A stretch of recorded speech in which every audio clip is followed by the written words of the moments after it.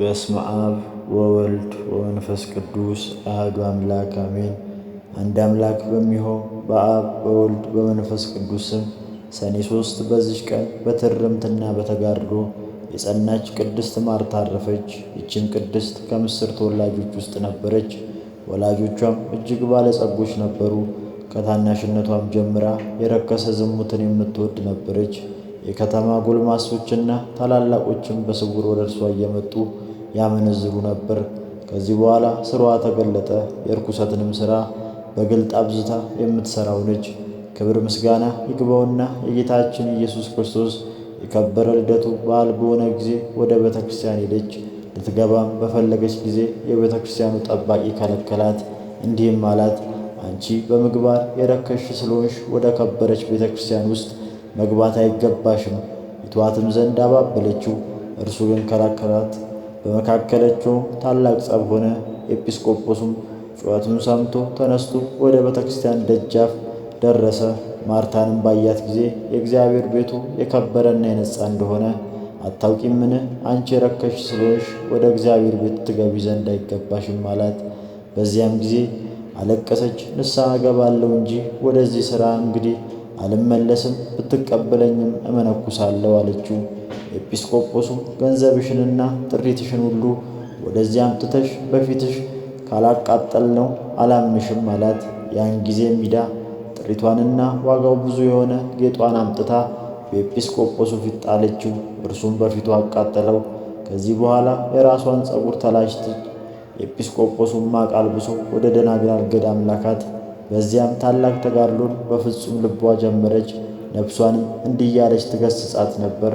በጭቃና በድንጋይ ወደ ታነጸው ቤት ለመግባት ካልተውሽ በብርሃን ወደ ተሠሩ ቤቶችማ ለመግባት እንዴት ትሆኛለሽ? ሁለተኛም በጸሎት አቤቱ ቤተ ክርስቲያንህን ከሚጠብቀው የደረሰብኝን ኀፍረት ልሸከመው ያልቻልኩ እኔ በቅዱሳን መላእክቶች ፊት አታሳፍረኝ አለች።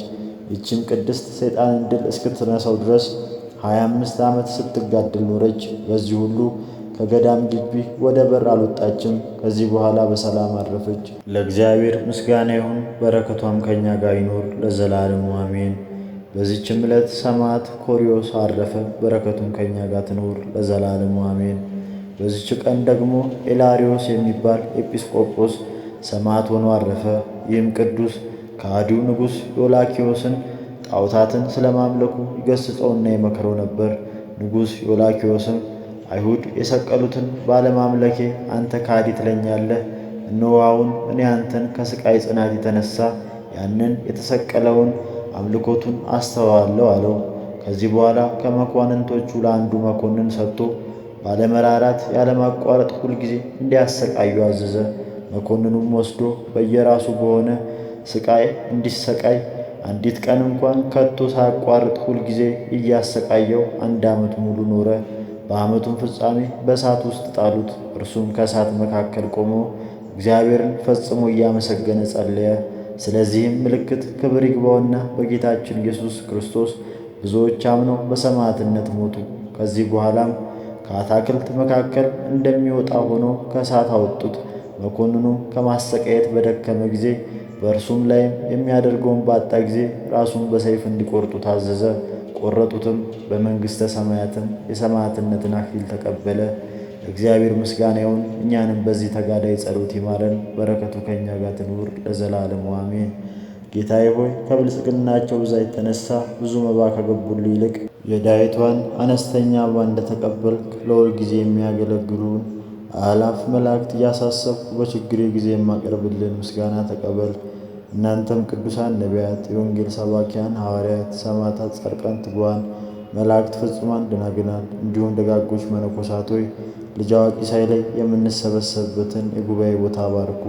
ይህንን መጽሐፍ ወረቀት አዘጋጅቶ ብራና ዳምጦ የጻፈውንና ያጻፈውን ከግዕዝ ወደ አማርኛ የተረጎመውን ቃለ ንባቡን በእርጋታ መንፈስና በተመስጦ ድን ያዳመጠ በደለኛን ሁሉ የምታስምር የጌታ እናቱ በማርያም ጸሎት ኢየሱስ ክርስቶስ በአንድነት ይማረን። ኢየሱስ ክርስቶስ በአንድነት ይማረን።